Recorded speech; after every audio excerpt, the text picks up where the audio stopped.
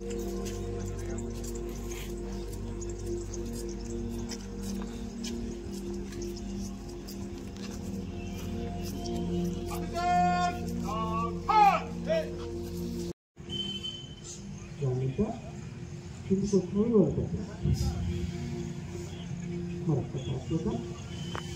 నిండా ఎంత నింపగలిగితే అంత నింపుతూ పూర్తిగా కాల్చదు.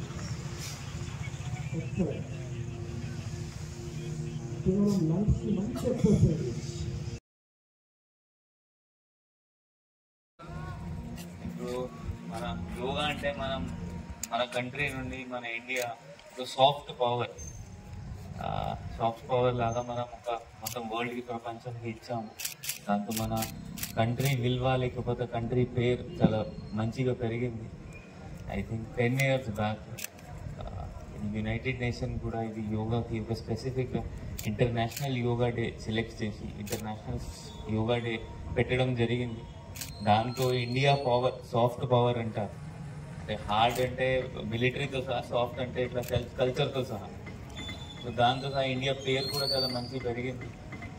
ఎట్లయినా చాలా మన దగ్గర కల్చర్ చాలా మంచి ఉన్నాయి. సో యోగా కూడా ఇండియాలో ఒరిజినేట్ అయినాయి.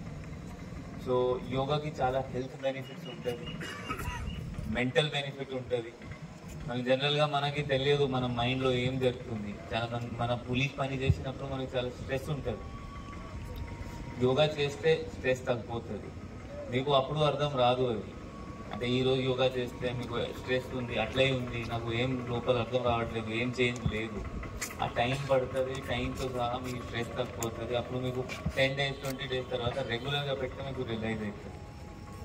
అది కాకుండా మెంటల్ బెనిఫిట్స్ కాకుండా హెల్త్ బెనిఫిట్స్ కూడా చాలా ఎక్కువ ఉంటాయి.